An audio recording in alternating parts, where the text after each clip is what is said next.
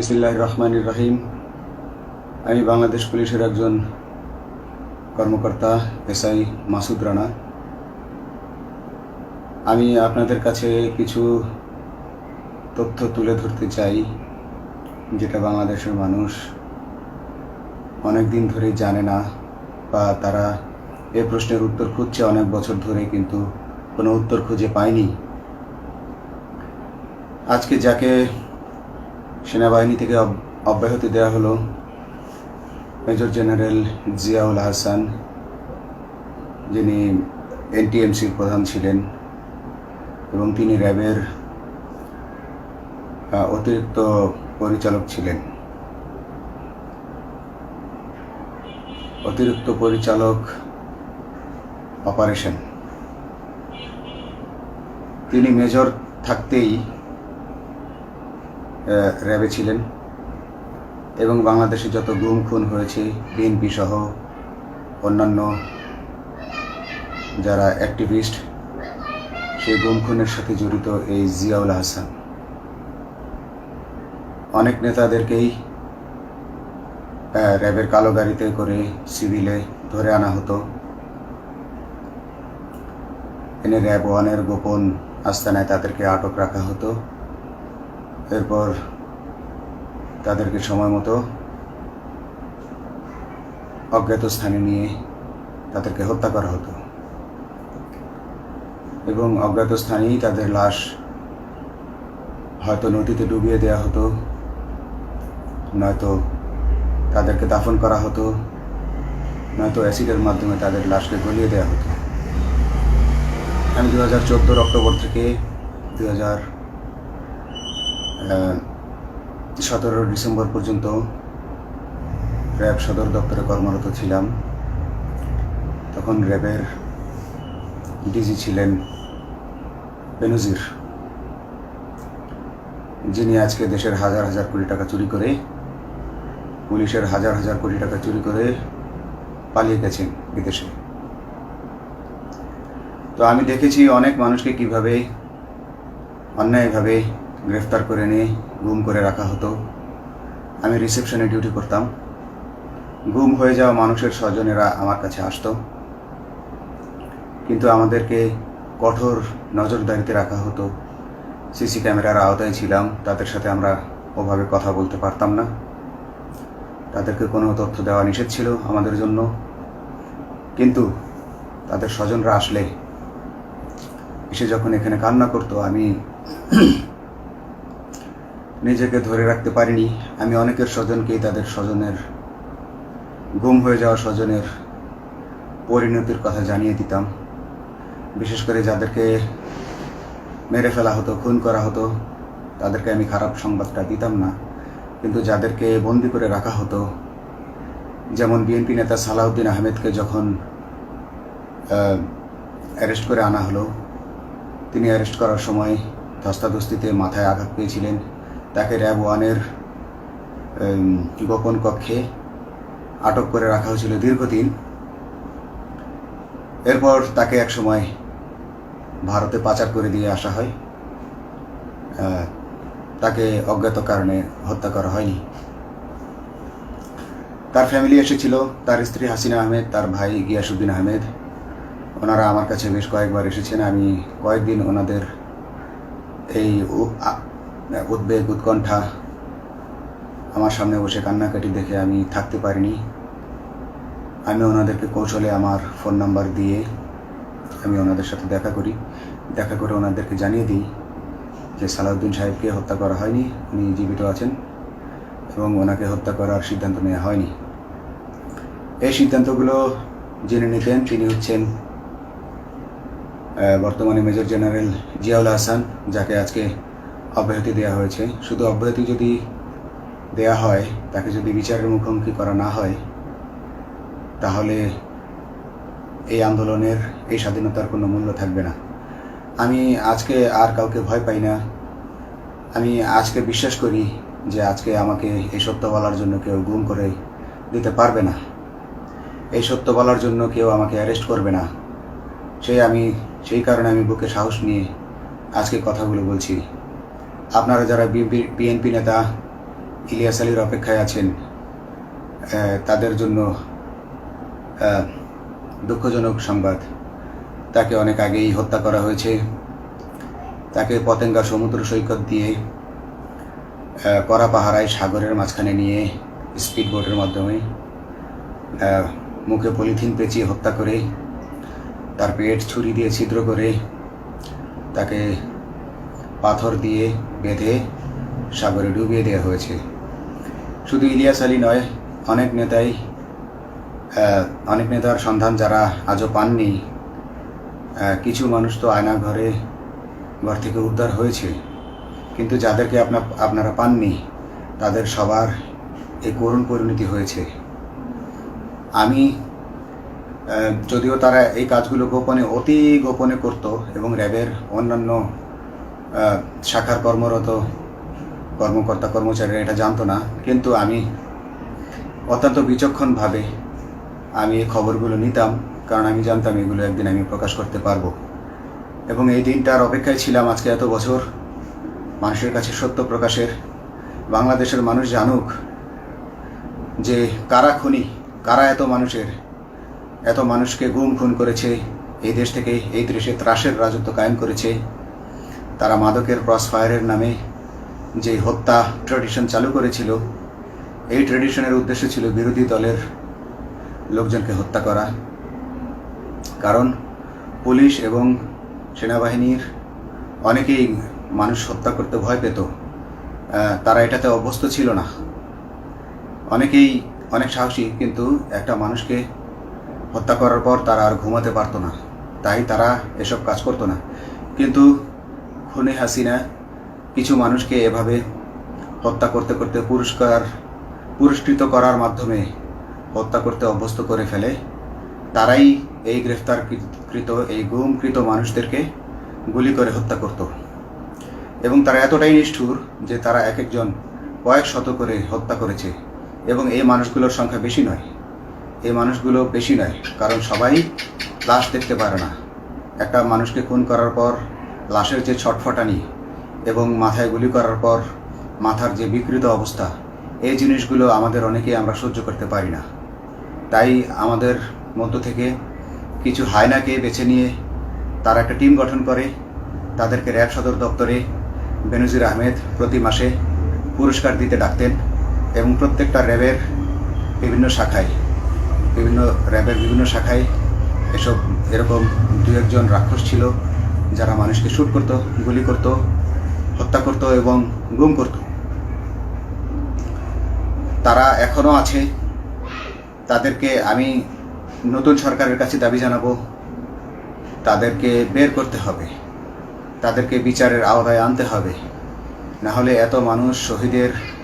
এত শহীদের বিনিময়ে যে ফ্যাসিবাদ থেকে, যে স্বৈর শাসন, যে খুনি হাসিনার হাত থেকে আমরা মুক্তি পেয়েছি, সে মুক্তির প্রকৃত মূল্য আমরা পাবো না, প্রকৃত স্বাদ আমরা পাবো না। এই খুনিদেরকে বের করতে হবে, এই খুনিদেরকে বের করে আইনের আওতায় আনতে হবে। বাংলাদেশ পুলিশ কখনোই গুলি করতে অভ্যস্ত ছিল না। আপনারা জানেন একসময় পুলিশ যে গুলি করতো না, এটা নিয়ে অনেক ব্যঙ্গচিত্র ছাপা হতো পত্রিকাগুলোতে, যে গুলি না করতে গুলি খেলনার বন্দুকে পরিণত হয়েছে। তো কিন্তু সেই নিরীহ পুলিশকে রক্তপিপাসু হিসেবে শেখ হাসিনা তৈরি করেছে। তবে সবাই নয়, কিছু কিছু মানুষ আপনারা দেখেছেন, এবং এই আন্দোলনের ভিডিও ফুটেজ দেখলেও দেখবেন যে কয়েক শত পুলিশের মধ্যে কেবলমাত্র কয়েকজনই জনতার দিকে গুলি ছুড়ছে। তো আপনারা ঢালাওভাবে পুলিশকে আপনাদের আক্রমণের নিশানা বানাবেন না। নতুন সরকার অবশ্যই এর বিচার করবে। আমি আশাবাদী নতুন সরকারের কাছে। তারা যদি আমার কাছে কোনো তথ্য চায়, আমি তথ্য দেব ইনশাল্লাহ। এবং এই খুনিদেরকে, এই রাক্ষসদেরকে বের করতে হবে। প্রতিটি গুমের, প্রতিটি হত্যার সুষ্ঠু তদন্ত করলে এগুলো বের হয়ে আসবে বলে আমি আশা করি, এবং আমি চাই এরা ধরা পড়ুক এদের বিচার হোক, না হলে এরা যুগে যুগে এই রাক্ষস যুগে যুগে রয়ে যাবে, আমাদের মাঝেই তারা লুকিয়ে থাকবে এবং যুগে যুগেই তারা মানুষের রক্ত পান করেই যাবে। পুলিশ বাহিনী মানুষকে সেবা করবে, এটাই হওয়া উচিত পুলিশের ধর্ম। পুলিশের ধর্ম হবে মানুষ পুলিশের জন্য, পুলিশ মানুষের জন্য। উন্নত রাষ্ট্রের পুলিশ মানুষ যেভাবে পুলিশকে ডাকলেই পুলিশ 5 মিনিটের মধ্যে ছুটে যায়, তাকে সাহায্য করে। আমরা বিভিন্ন ভিডিওতে দেখি যে পুলিশ হাঁসের বাচ্চাকে রাস্তা পার করে দিচ্ছে, একজন অন্ধ মানুষকে রাস্তা পার করে দিচ্ছে। বাংলাদেশের পুলিশ এমনটাই করতে চায়, আমরা এমনটাই করতে চাই, কিন্তু সেই পরিস্থিতিতে আমাদেরকে রাখা হয়নি। আমাদেরকে রাখা হয়েছে দৌড়ের উপর, আমাদেরকে রাখা হয়েছে বিভিন্ন অন্যায় কাজের উপর, বিভিন্ন অন্যায় আদেশের উপর। কেউ যারা মেনেছে তারা ভালো ভালো জায়গায় পোস্টিং নিয়ে থেকেছে, যারা মানেনি তাদেরকে খারাপ জায়গায় পোস্টিং দেওয়া হয়েছে, কারো চাকরি হারিয়েছে, কাউকে সাসপেন্ড করে রাখা হয়েছে। আমি নিজেও একজন এমন বৈষম্যের শিকার, অন্যায় মিথ্যা মামলার শিকার হয়ে আমি নিজেও বর্তমানে সাসপেনশন অবস্থায় আছি এবং এই সাসপেনশন অবস্থায় থেকে আমি আল্লাহর কাছে শুকরিয়া জানাই, কারণ এই সাসপেনশন থাকার কারণে আমি ছাত্র জনতার আন্দোলনের সাথে সংযুক্ত হতে পেরেছি। আমি সবসময় আল্লাহর কাছে দোয়া করেছি যে আল্লাহ, তুমি আমাকে মুজাহিদ হিসেবে কবুল করো, আমাকে জিহাদ করার তৌফিক দান করো এবং আমাকে শহীদী মৃত্যু দান করো। এবং আল্লাহ আমার দোয়া কবুল করেছেন। আমি ছাত্র জনতার সাথে এই জিহাদে অংশগ্রহণ করেছি, ছাত্র জনতা সফল হয়েছে। আমি গর্বিত আমি এই আন্দোলনে একজন পুলিশ অফিসার হয়েও আমি অংশগ্রহণ করতে পেরেছি। তো যাই হোক, আমি চাইব যে বাংলাদেশ পুলিশের, র্যাবের যে সকল কর্মকর্তা অগণিত মানুষের গুম খুনের সাথে জড়িত ছিল তাদেরকে ধরা হোক, তাদেরকে আইনের আওতায় আনা হোক। আমাদের মতো অনেক অফিসার আছি যারা এসব কুকর্মের সাক্ষী, আমরা সাক্ষ্য দেব। আমরা এখন আর ভয় পাই না। আমরা আসলে যে ভয় পেয়েছি তা নয়, আমাদের বাহিনীতে টিকে থাকাটা জরুরি ছিল। জনগণের স্বার্থেই আমাদের বাহিনীতে থাকা জরুরি ছিল, কারণ আমরা যদি বাহিনী থেকে আউট হয়ে যেতাম তাহলে এসব তথ্য আমরা জানতে পারতাম না এবং জনতার কাছে পৌঁছাতে পারতাম না। জনতার কথা বলতে হলে, জনতার সাথে থাকতে হলে আমি পজিশনেও থাকতে হবে। এই জন্য অনেক কিছুই প্রকাশ করিনি, কারণ আপনারা ভালো মতোই জানেন যে অনেক সেনাবাহিনীর মেজরকেও গুম করে দেওয়া হয়েছে যারা মুখ খুলেছে। আমি তো একজন সামান্য সাব ইন্সপেক্টর, আমাকে গুম করে দেওয়া তাদের 1 সেকেন্ডের ব্যাপার ছিল। তো আমি এখন বিশ্বাস করি যে এখন সেই দিন, সেই কালো মেঘ সরে গেছে আকাশ থেকে, আকাশ মুক্ত হয়েছে, এই দেশ জালিমের শাসন থেকে মুক্ত হয়েছে। আল্লাহ তাআলা আমাদের উপর রহমত বর্ষণ করেছে। অগণিত মুসলিমের দোয়া আল্লাহ তাআলা কবুল করেছেন, অগণিত 18 কোটি মানুষের দোয়া আল্লাহ কবুল করেছেন। তাহলে এইভাবে হঠাৎ করে 15 দিনের মধ্যে 15 বছর ধরে গড়ে ওঠা রাক্ষসের পতন ঘটা আল্লাহর রহমত ছাড়া, আল্লাহর রহমত ছাড়া এটা কখনোই সম্ভব হতো না। আমি আল্লাহর উপর ভরসা রেখে বলছি, আপনারা নতুন প্রশাসনকে ঢেলে সাজান, পুলিশ বাহিনীকে ঢেলে সাজান। এই সিস্টেমের মধ্যেই, পুলিশের এই সিস্টেমের মধ্যেই গণ্ডগোল আছে, নিয়োগের মধ্যে গণ্ডগোল আছে। আপনারা এই সিস্টেমগুলো পরিবর্তন করুন, আপনারা এই সিস্টেম পরিবর্তনে সাহায্য করুন এবং পুলিশ ডিপার্টমেন্টে যত ডিপার্টমেন্টাল পরীক্ষা আছে এগুলো তুলে দেন। এই ডিপার্টমেন্টাল পরীক্ষাগুলোর মাধ্যমে আমাদের ঊর্ধ্বতনরা আমাদের গলা সবসময় চিপে ধরে রাখে, ঠিক আছে? সেজন্য আমরা তাদের কাছে সবসময় আটকা থাকি। এজন্য আমরা অনেক কিছু বলতে পারি না, অন্যায়ের প্রতিবাদ করতে পারি না। তো এই সিস্টেম পরিবর্তন জরুরি। ডিপার্টমেন্টে কোনো পরীক্ষা থাকা যাবে না। কনস্টেবল হতে যারা একটা নির্দিষ্ট সময় পর তার বিভিন্ন কোর্স করানোর মাধ্যমে তার প্রমোশন হতে হবে। সাব ইন্সপেক্টরে ভর্তি হয়ে 5 বছর পর ইন্সপেক্টর হিসেবে পদোন্নতি পাবে, তার 5 বছর পর সহকারী পুলিশ সুপার হিসেবে পদোন্নতি পাবে। এভাবে আইন পরিবর্তন করতে হবে। তাদেরকে দক্ষ করে গড়ে তোলার জন্য বিশেষ কোর্সের আয়োজন করতে হবে এবং সৎভাবে বাঁচার জন্য সঠিক বেতন কাঠামো এবং ভালো কাজের জন্য পুরস্কার এর ব্যবস্থা করতে হবে।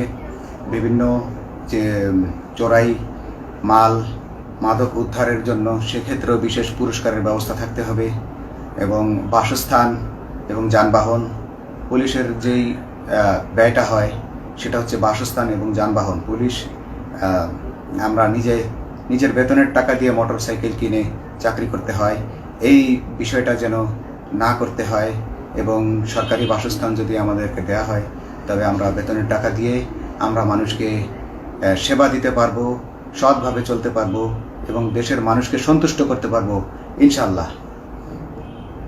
তো আমি আপনাদেরকে প্রথমে যেই তথ্যগুলো দিয়েছি গুম খুনের বিষয়ে, আপনারা এই তথ্যগুলো অনুসন্ধান করুন, অনুসন্ধানে টিম গঠন করুন। প্রত্যেকটা গুম খুনের বিচার হতে হবে এই দেশে। যারা আটক ছিলেন অনেকেই হয়তো এখন আয়নাঘর থেকে মুক্তি পেয়েছেন, কিন্তু যারা দুর্ভাগ্যের শিকার হয়ে মৃত্যুবরণ করেছেন তাদের আত্মীয় স্বজনরা, তাদের প্রতি আমার সমবেদনা রইল। তারা জোর দাবি তুলুন, তারা সবাই সরকারের কাছে আপনাদের পরিবার পরিজনের নিখোঁজ হওয়ার বিষয়টি তুলে ধরুন, আপনারা জোর দাবি জানান এবং গুম খুন তদন্তে একটি তদন্ত কমিটি গঠন করা হোক, যেখানে কোনো পুলিশ বা সেনাবাহিনীর সদস্য থাকবে না। এটা হতে পারে বিচার বিভাগীয় তদন্ত বা অন্য কারো মাধ্যমে, কিন্তু এই হায়নাদের এই খুনিদেরকে বের করুন, বের করে এদেরকে শাস্তির আওতায় আনুন, তবেই এই পাবে তারা, তাদের বলিদান সফল হবে। আসসালামু আলাইকুম।